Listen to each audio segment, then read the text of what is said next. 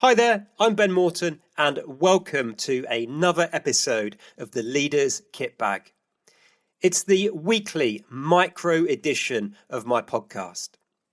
Each episode is just 6 minutes long and is designed to provide you with tips, tools, and tactics around specific aspects of leadership and management.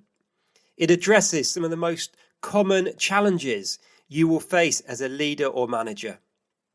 They are all recorded unscripted whilst I'm out walking in the countryside, so you'll probably hear birds tweeting in the background or just ambient noise as the people around me are going about their day-to-day life. That's all I'm going to say by way of an introduction, so let's dive straight into this week's episode. If you have recently been promoted and now find yourself in a situation where you are leading other leaders, then this episode of the Leaders Kit Bag is just what you need. In this episode, we're going to dive deeper into David Rock's scarf model that I gave an overview to in a previous episode. And we're going to be looking specifically how we can use that to help you take other leaders with you and achieve the success you are hoping for as a leader of leaders. If you missed that last episode, I'll link to it with this episode so you can go back and get the overview of the scarf model.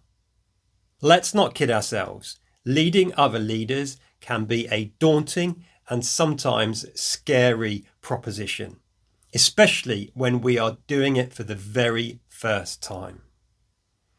When we are leading other leaders, those people will have strong opinions and ideas. They'll have high expectations of us as a leader. They've got their own track record of success and achievement. And you can add into the mix the fact that some of them probably wanted and went for the job that we have now got. So it can be a daunting task. To successfully establish yourself as a leader in this situation, the first thing I encourage you to do is reflect upon your own experiences. As a senior leader, it's highly likely you have been in the situation yourself where you've suddenly had a new leader, perhaps with the same amount of experience as you. Perhaps they are younger and less experienced than you. And that being the case, I want you to reflect upon your own experience.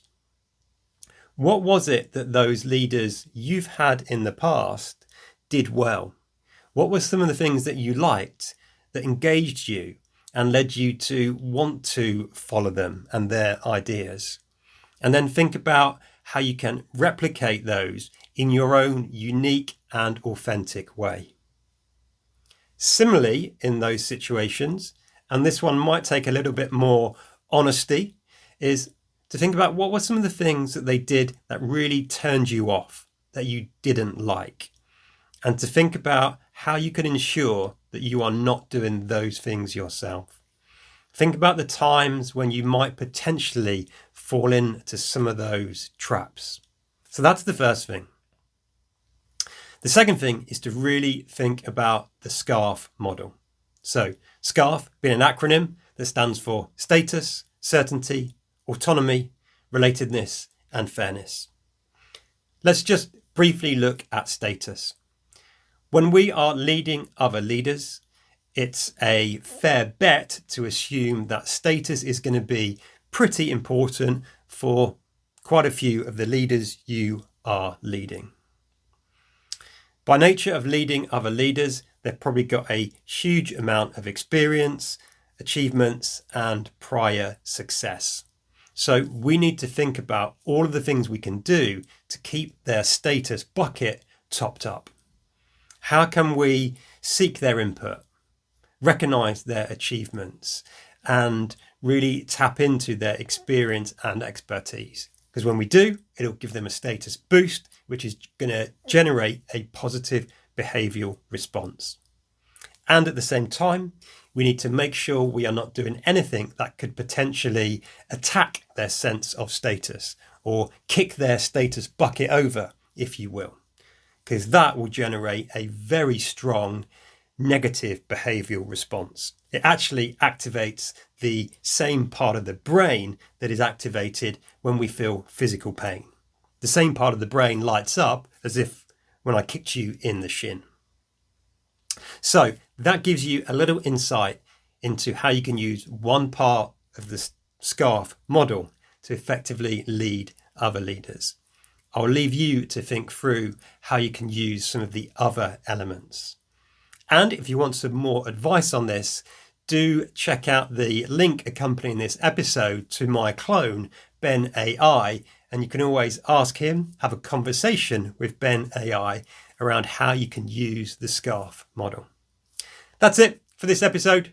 As always, look after yourself, look after those you've got the privilege and responsibility to lead. And until next time, lead on.